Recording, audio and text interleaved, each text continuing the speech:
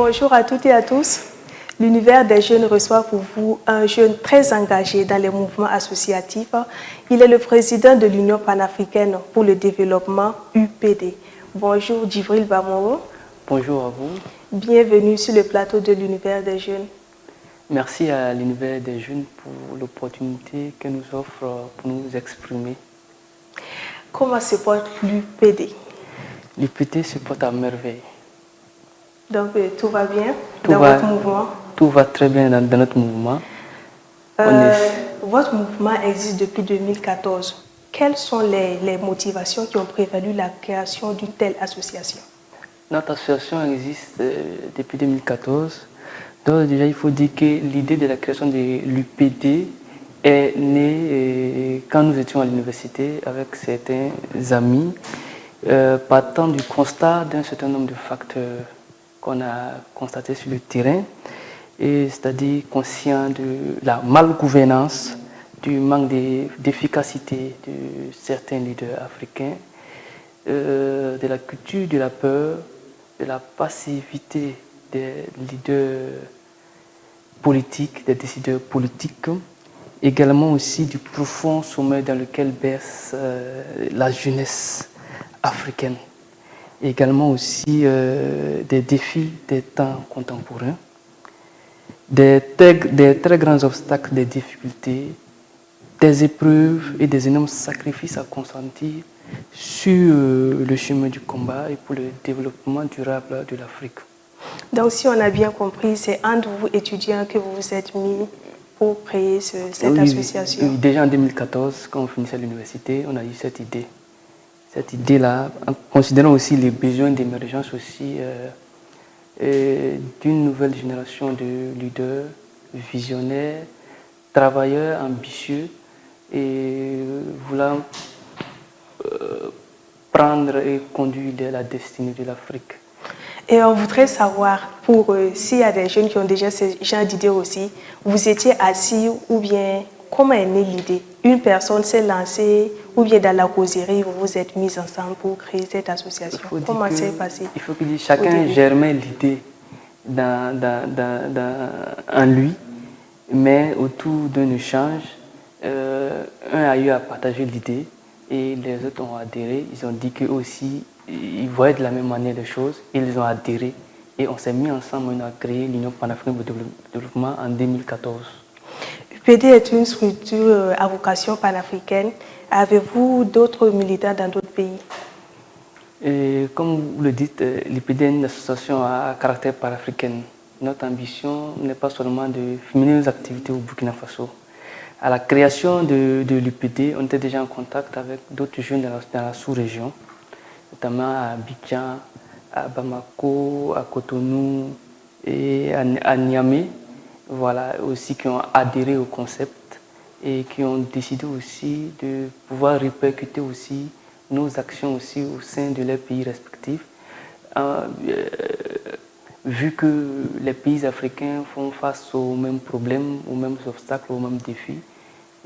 C'était nécessaire aussi de converger les idées, les points de vue et les actions aussi pour pouvoir travailler en synergie afin de relever le défi du développement auquel fait face l'Afrique. Quels sont les domaines d'intervention de l'UPD?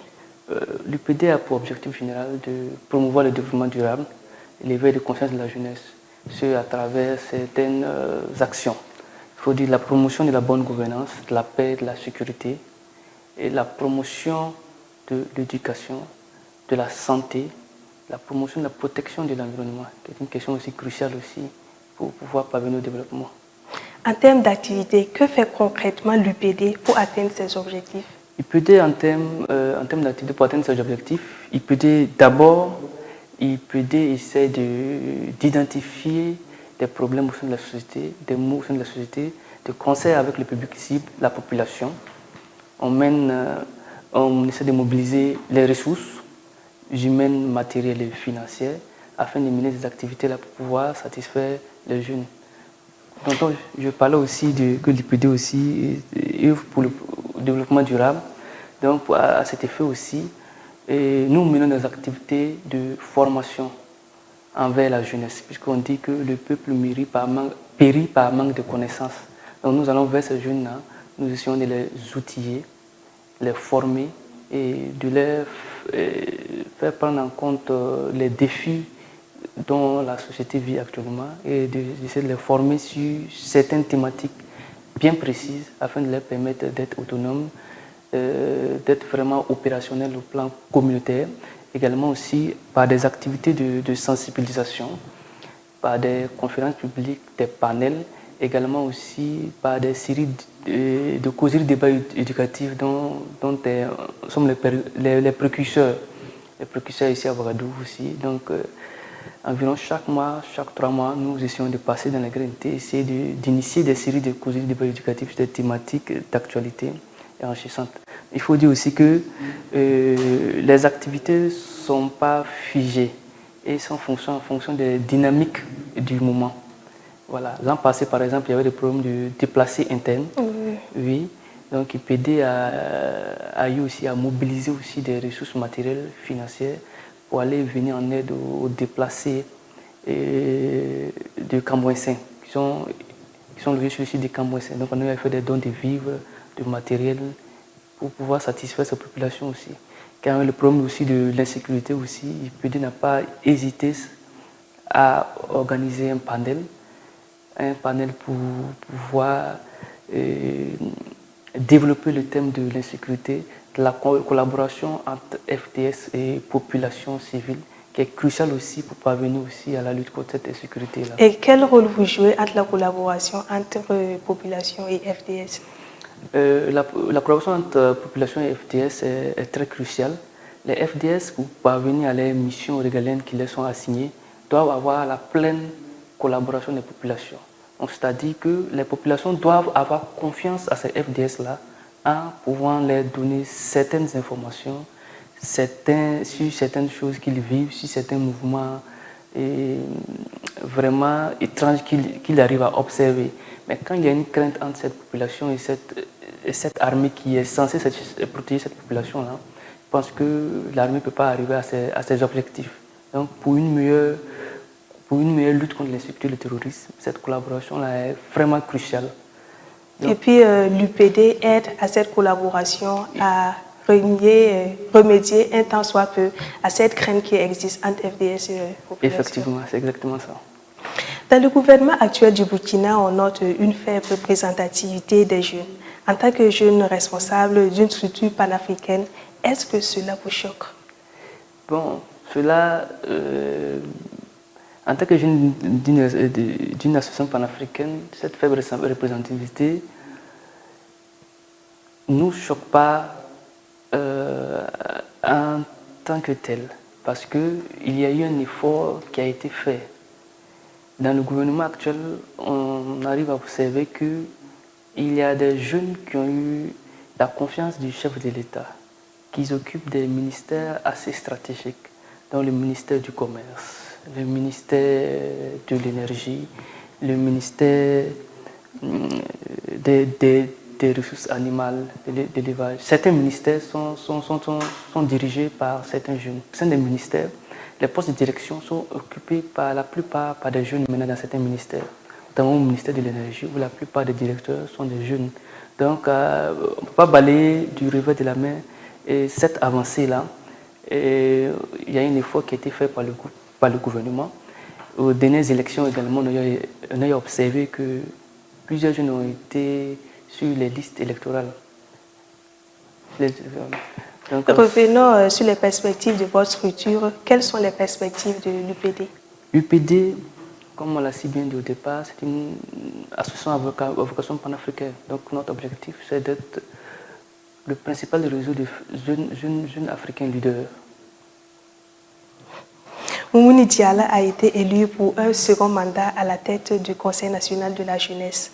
Quelle analyse faites-vous de ce processus de déroulement des élections et qu'attendez-vous de lui pour ce nouveau mandat?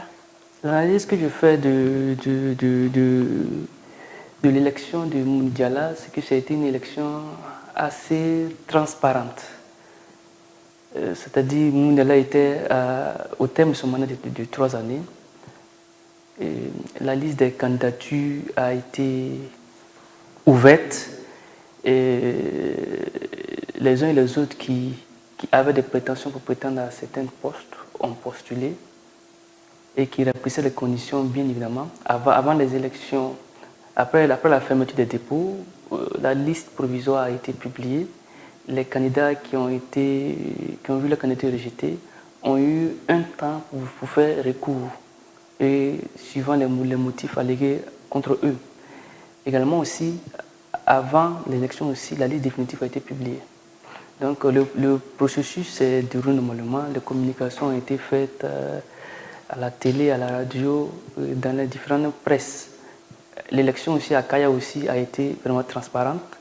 Les régions ont amené les représentants. L'élection s'est bien déroulée. Et quelles sont vos attentes pour ce nouveau mandat de Momini Diallo? Mes attentes envers le nouveau président du CNG est que d'abord, je tiens d'abord à le féliciter pour ces 3 années de mandat. Ça a été un mandat très difficile au départ parce qu'il y avait une farouche opposition avec certains décideurs de la place. Donc Momini Diallo a su transformer ces défis-là en opportunités. Grâce à lui, aujourd'hui, le CNJ Burkina Faso rayonne dans la sous-région. Il a même occupé le poste du responsable des CNJ du G5 Sahel. Donc, grâce à lui, quand même, le Burkina Faso a eu un rayonnement au plan international au niveau de sa jeunesse.